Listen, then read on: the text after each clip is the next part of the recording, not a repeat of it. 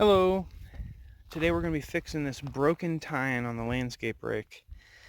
It's not really a big deal in most cases, but I'm doing fine soil work now, and this is leaving a mound that I have to go back and rework, so it's time to fix it. These tines are tough and have been through like a crazy amount. Believe it or not though, this one right here broke within the first 10 minutes of use. I just was too lazy to replace it. Manufacturer sent me 4 as a replacement as an apology. So, I got plenty extra. To replace damaged/broken tine on a landscape rake, all you're going to need is 3/4 or 19mm open end wrench, pry bar of some sort. This is about a 1/4 inch, and it was bendy. Get something bigger if you can. 3/4 inch or 19mm socket. For the underside, you're going to need a deep socket to accommodate the bolt. Some kind of driver to allow you to do all the work. That's it. About 5 minutes of your time, maybe. This is the back of the rake here, where you're going to be accessing the bolts from. This is the tine I'm going to be replacing here. That is missing. It's this one right here. We're going to access the bottom nut from right here. It's 19 or 3/4. Here's 19mm. You see that it fits it really nice and tight. 3/4 is a little sloppy. It's nice, but this is also 19mm/3/4. I'm just using a cordless driver here, impact driver, to get it off, and since I do not have a second driver, I'm going to be using this wrench just to hold it in place while I loosen it.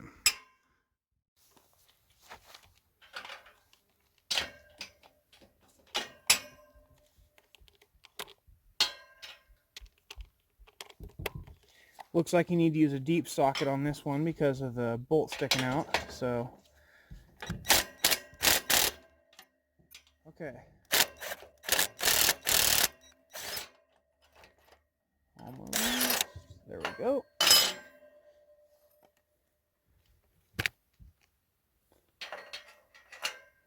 Bolt comes out, nut gets set aside, and it looks like it's still not enough for us to access anything. I could probably get a pry bar or something, but I'm going to go ahead and also loosen this bolt and this bolt here, so it will loosen this plate here.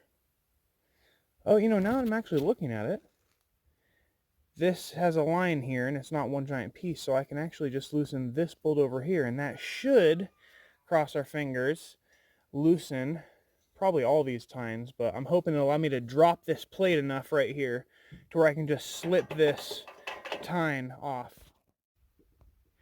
You can see they just took a piece of steel and cut channels in it, or notches, to accommodate the tine design, and they left a little tooth or some type of bar or burr, whatever you want to call, to grip it. There's a little hole in it, kind of like this here, that piece of metal pokes through. It then gets sandwiched by the piece of metal on top and bottom, and that's it.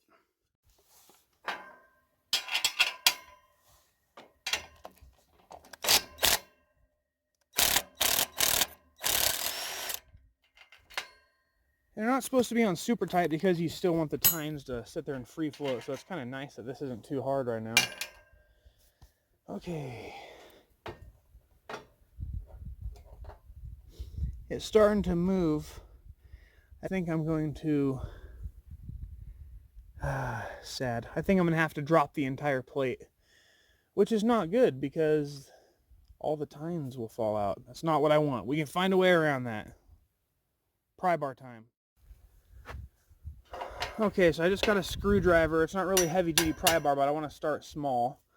I'm just going to try to wiggle the screwdriver in here and see if I can spread there we go. Alright, here, I need to move the camera now.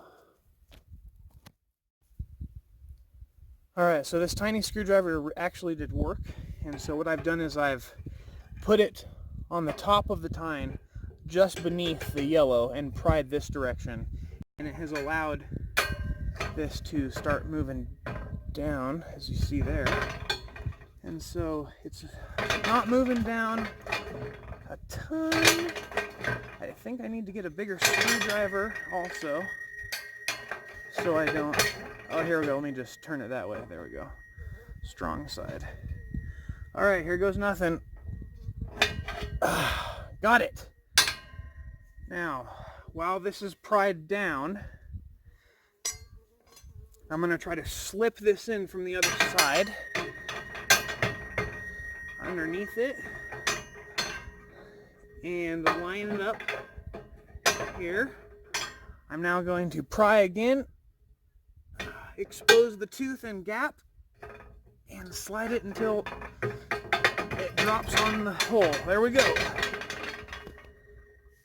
Tine is changed. Now we reverse the steps. Drop these through.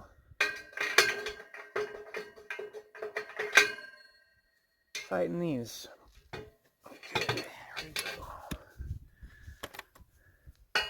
go. 3/4 wrench.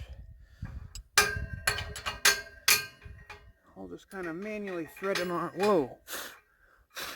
Go away there, fly or bee or whatever you are. Now I'm just going to kind of manually thread it on so it doesn't fall off. And then I can just come back here and quickly tighten it up. And also, I'm going to have to leave it a little loose, just like it originally was, so that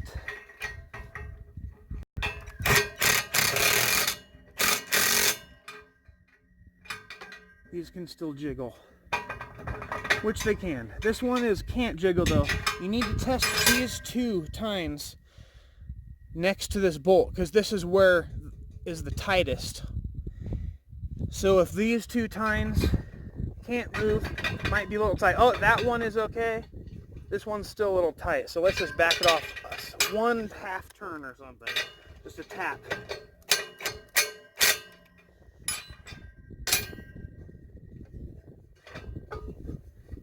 There we go. I see it. I feel it moving. It's not a ton, but it does move. So we'll just call that good. Moving on to the next one here. That's that. Now,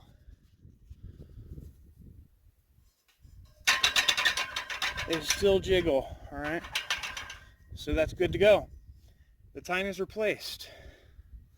Under 10 minutes. 5 if you're good and have everything together. 19 millimeter or 3/4 deep socket. Some kind of 1/2 inch or 3/8 driver. You also need a 3/4 inch wrench or 19 millimeter wrench for the top, or another driver to hold the bolt head. All right. Sweet, now that we got those tines on, this will no longer be a problem. Leaving tiny little rows that I had to come back and sweep out and make sure they're nice and level. That was pretty easy. I'm actually surprised. It's the first time I've ever replaced a tine. So the learning curve should be just about as fast as, I don't know, looking at a bolt and going and grabbing a socket. Super easy. From what I'm finding, farm implements are a dream to work on.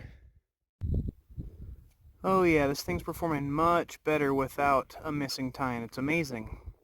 I also am overlapping one of my tracks so that all the dirt spreads out from the center to the edges, and it's helped a lot. Well, have a good one.